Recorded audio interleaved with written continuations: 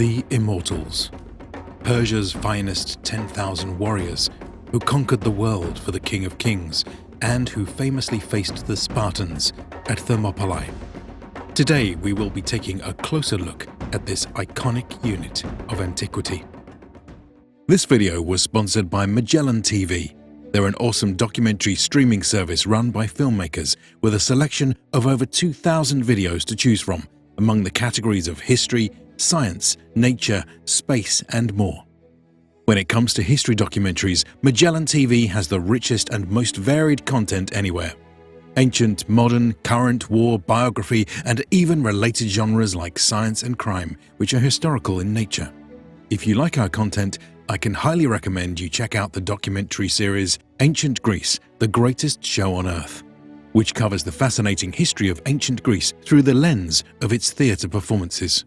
Magellan TV is compatible with Roku, Amazon Fire TV, Apple TV, Google Play, and iOS, which means you can watch it anytime, anywhere on your television, laptop, or mobile device. Sign up today to get a 1-month free membership trial by visiting the link in the description below or going to try.magellantv.com/Invicta. The Immortals came from the ranks of the Achaemenid Persian Empire, an ancient Iranian realm founded by Cyrus the Great, which stretched from the borders of Greece in the west to the edges of India in the east. Its armies were composed of huge numbers of troops from a wide range of communities, which were on full display when Xerxes led his army to conquer Greece in the 5th century BC. It is this dazzling martial diversity that Herodotus captures in his histories and from which we derive our primary written account of the Immortals. Unfortunately, his account is the only written source explicitly mentioning the Immortals by name which survives today, and we are therefore left with many unanswered questions about the origins of the unit. When were they formed? Where were they garrisoned? How long were they in service? What was their recruitment and training like? All of these mysteries have led to much speculation in the historical community, but ultimately little is known for sure. It is with this disclaimer in mind that we will proceed.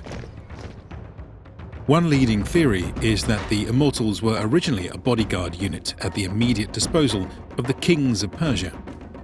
Cyrus, in his forming of the empire, did much fighting and would have had to rely on a core group of soldiers around which to form his armies. These units would have been organized according to the traditional Persian decimal system, with groupings of tens, hundreds, and thousands of men.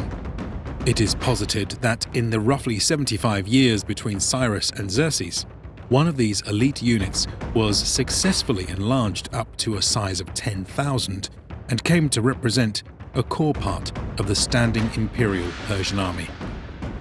The prestigious nature of the force and its key role in the marshalling of forces would have meant that it received much attention in the form of funding and recruitment.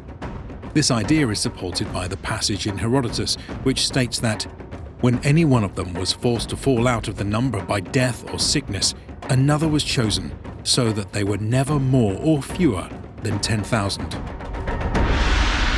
With regards to recruitment, we can draw some insight by looking at how Iranian nobles were trained up for battle.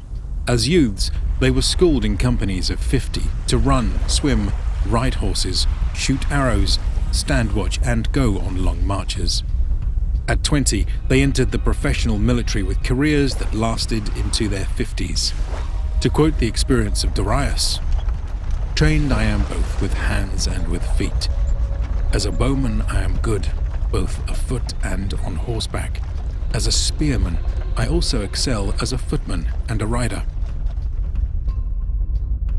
But again, there is much academic debate over the subject, and we should not be too closely married to any of these potential narratives. Luckily for us, the description by Herodotus does a better job of providing an overview of their armament.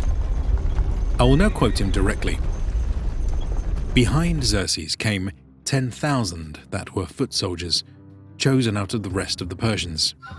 1,000 of these had golden pomegranates on their spear shafts instead of a spike, and surrounded the rest.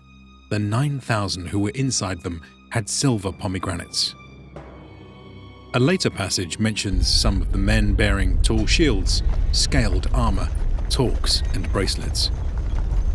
Once again, we don't have a complete picture, but by making some assumptions, and in particular associating the Immortals with murals found at Susa, we start to get a better idea.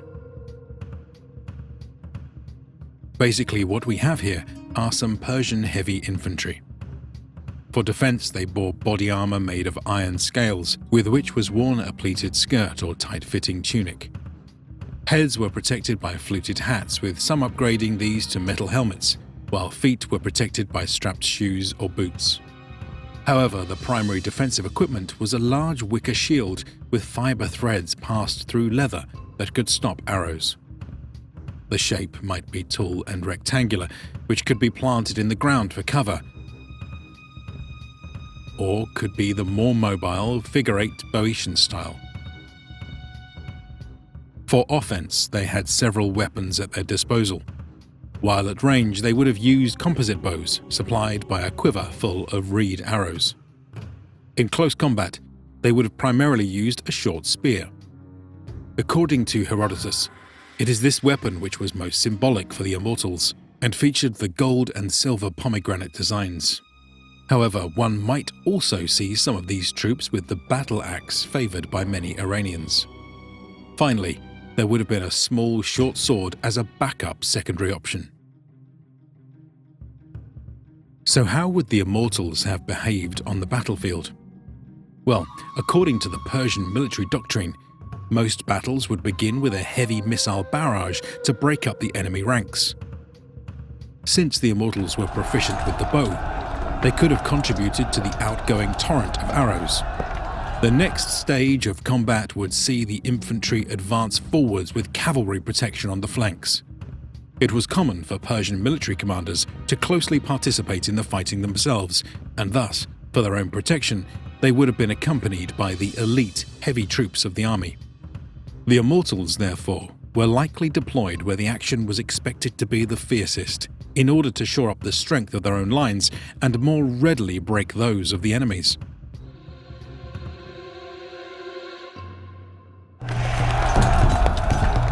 This sort of behaviour is evidenced by the following passage from Herodotus.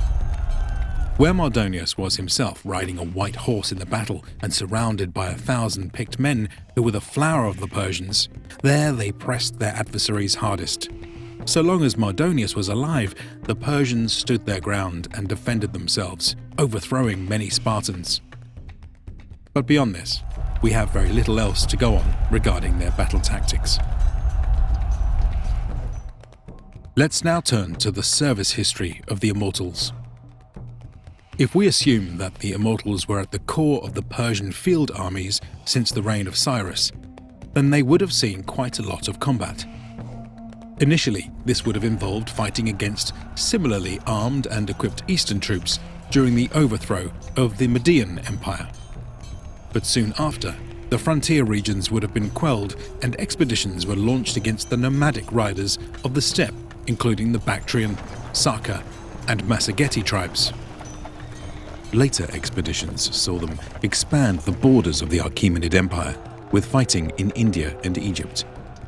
Finally, the Immortals would take part in the campaigns against the Greek city-states during the 5th century BC. The Immortals were definitely at Thermopylae, as is recorded by Herodotus, and may have also been present at the later Battle of Platae. In either case, they would have followed the retreat of the Persians back to their territories and resumed their role as a core battlefield unit. In this capacity, they may have been present at the Battle of Cunaxa during the revolt of Cyrus the Younger, and also likely were participants in the later Battle of Gaugamela during the invasion of Alexander the Great. After this, the Achaemenid Empire was shattered, and its remains eventually carved up between the various successor kingdoms. The Immortals were thus likely disbanded, and their elite forces potentially absorbed into the new armies of their conquerors. Evidence suggests that the later Sassanid Empire would resurrect the Immortals as a unit, but that this reincarnation took the form of a heavy cavalry bodyguard. Their memory would echo through the ages to such a degree that in 1942, the Iranian army created its own Immortal Guard, composed of about 5,000 men and a battalion of tanks. I hope you've enjoyed this closer look at one of the most famous yet mysterious units of antiquity. Please do let me know who you want us to cover next. If you want to learn more about armies of the past, definitely check out our friends over at Ancient Warfare magazine, who cover all kinds of military action that I totally love and think you will too. A huge thanks is owed to our supporters on Patreon and the many talented researchers, writers, and artists who made this video possible. Please consider contributing to fund future content. If you found this topic interesting, check out these related videos about our fascinating past.